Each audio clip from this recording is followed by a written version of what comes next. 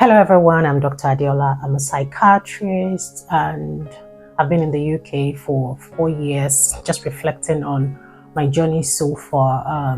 So I started medical school in 2000 in Nigeria.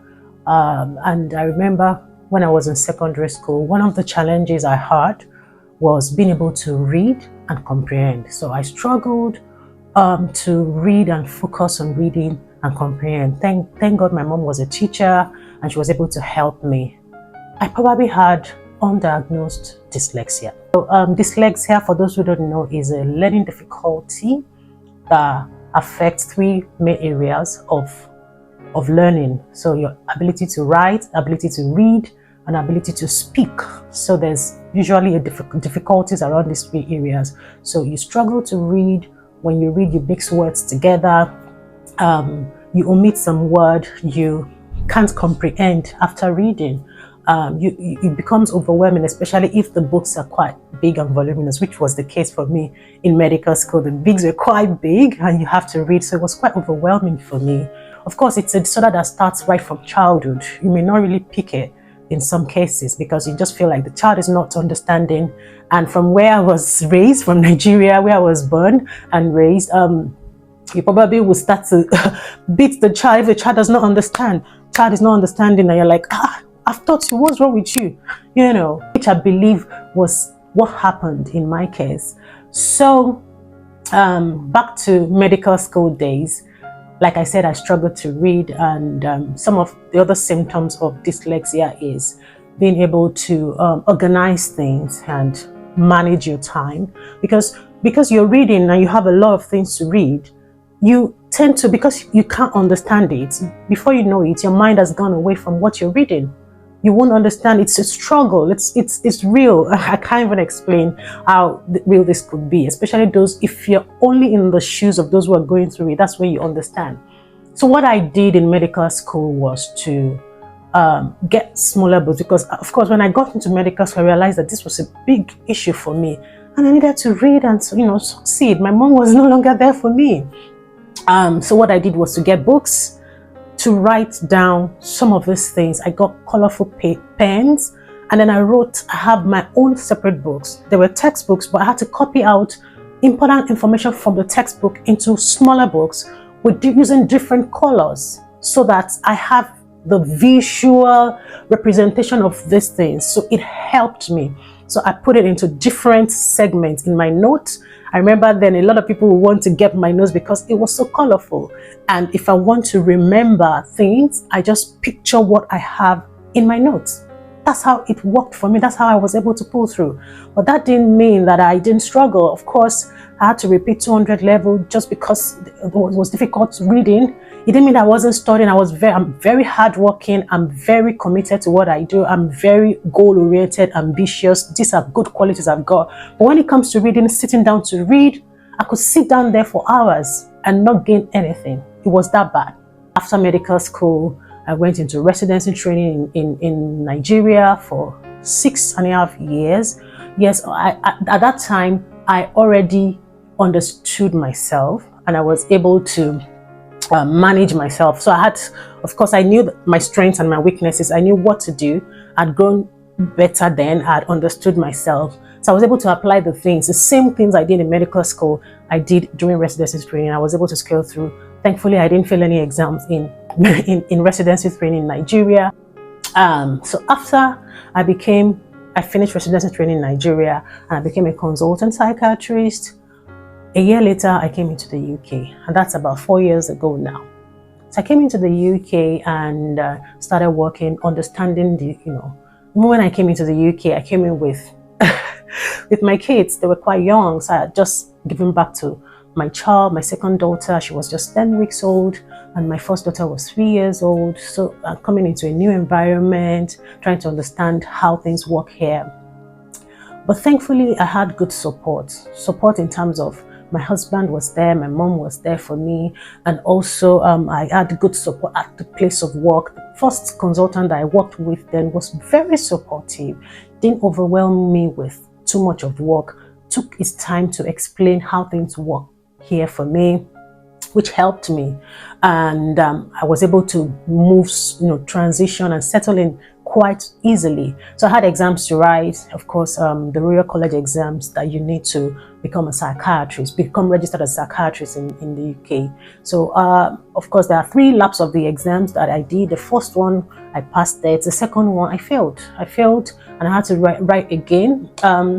Then the third one, which was CASC exam that would require speaking and all, I passed that one at once. And within 18 months, I was able to pass all the exams. So after like 2 years of being in the UK, I got a job as a locum consultant psychiatrist, which I would say was one of the best kind of job I've ever done since I moved to the UK. Like, I loved the job. I loved the people. I loved the team I worked with. The job was so good. I mean, in terms of teamwork, in terms of the support I got, in terms of the patient I saw, the improvement, the environment, everything about the job was excellent. I loved it there.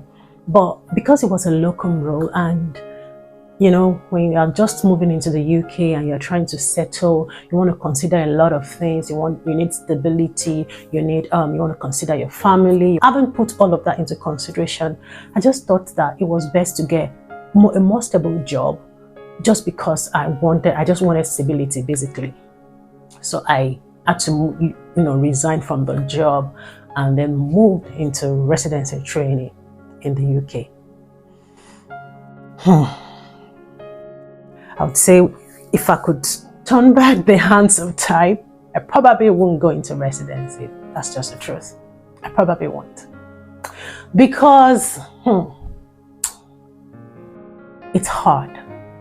When I say it's hard, just believe me, it's hard. It just brought out every of the challenges that every of the struggle that I've always had before that is related to the dyslexia, the undiagnosed dyslexia. It brought it out for me, because when you're in residency training, it's a different ball game.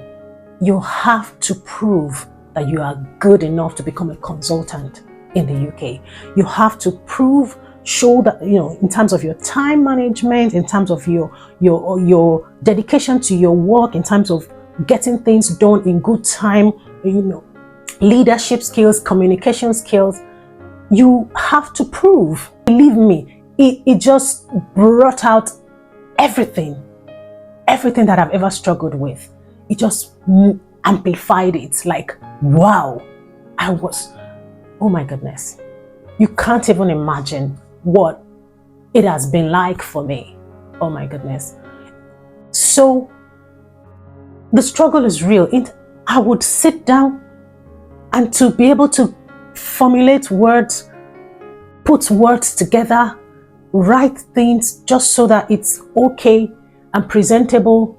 It's a struggle for me, because by the time you take it there to meet your manager, your supervisor, then it's not what the person wants. Then you're beginning to wonder, am I good enough? Is this good enough for, you sit down and you have to be in the headspace of your supervisor to be able to do the right thing, to get what exactly he or she wants, because it's tough. And for someone that probably has undiagnosed dyslexia, it's even tougher. So it means more effort for me. It means using time that I'm supposed to be resting to work even harder to get to the point that whatever I present would be acceptable to them.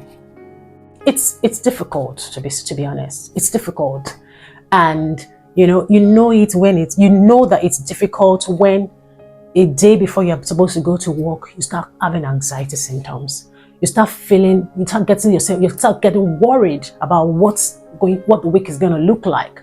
You start, trying to, for me, I love to affirm myself. So affirmations, open affirmations every now and again, just so that I have enough confidence to pull through the week, because you don't know where the bullets would come from, what would be said about you, what they want from you, what is expected of you. Because even if you put in the best, your own best, very best, it might never be good enough. Yeah, So you have to go above and beyond. It's tough, in a nutshell. So why am I telling you all this? I'm telling you all this just for you to know that sometimes we have to go through certain phases of our lives, and it's the most difficult part of our life, and we feel like giving up. But the truth is that there's always a phase, life is in phases. So there's always a phase of your life where you have to be pressed. You have to go through some certain challenges just to come out on the other side as the best. Because I thought I'd done my training in Nigeria. I thought I was already a consultant psychiatrist. I even got a job as a locum consultant psychiatrist in the UK. So I thought I was fine. I never knew that going through this would be hard. I thought it was going to be easy peasy lemon squeezy. But then here I am. Every other sentence that I have to write is questioned, because I'm like, the dyslexia just pop out like, you can't do it. But then I'll tell myself, I can. To concentrate, to do things seems so difficult. When they come, when all the tasks come, you become overwhelmed. The anxiety, floods your heart, floods your mind, and you feel like, can I ever do this? But the truth is that once I get those tasks done, then I feel even more confident in myself, like, yes, you did it. It was difficult before, but then as I got each of the tasks done, I'm excited about myself. I feel good about myself because I've been able to crush the hurdle. I've been able to crush and cross over. So I'm here to encourage you. First, that nothing is easy. So the first thing I want to say to summarize is nothing is easy. So even a gold, before you can get your gold, jewelries and all, it has to go through a process of refining. And that time, go through fire, go through a lot of things. That time is definitely very difficult for the gold, before the gold becomes something beautiful that beautifies, that adorns you, right? So that's the first thing to say. Nothing is easy. You have to go through it. You have to be willing to grow before you can glow. You have to be willing to grow through the process before you can glow. Then the second thing is that sometimes we have to be sensitive enough to things people go through. You never can tell what someone is going through behind closed doors. So you don't know whether this person is struggling, whether there are financial issues, whether there are undiagnosed illnesses that probably the person is not even aware of. So you have to be patient enough to know or sensitive enough to know what exactly is going on in the life of this person that is making this difficult for the person. And that comes to empathy. That's where empathy comes to play. Like, you're empathetic, you're able to put yourself in the person's shoes. That's the second bit. And the last thing I would say is that never give up on yourself. Like, there's nothing too hard that you can't do. So the only way to build self-esteem and to build self-confidence is to do one thing that scares you. Like, you have to continue to do what scares you. So your victory is on the other side of fear. You have to continue to push. So sometimes it's okay to take a step back, take a break, pause, but never give up. Continue to push. So yeah, that's just basically what I have to say. And if you think you've got symptoms of dyslexia, please get yourself checked.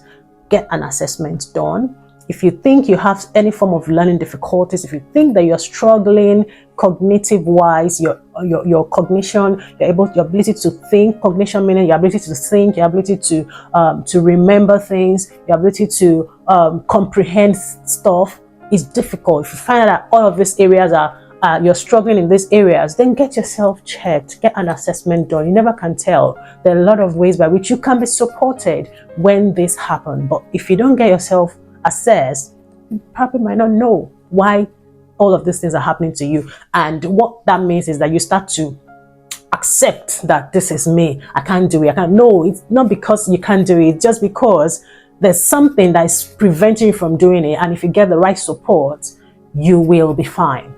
All right, so thank you so much for watching. If you find this helpful, make sure you like, comment, share with your friends. Let people know that they can always get the support they need.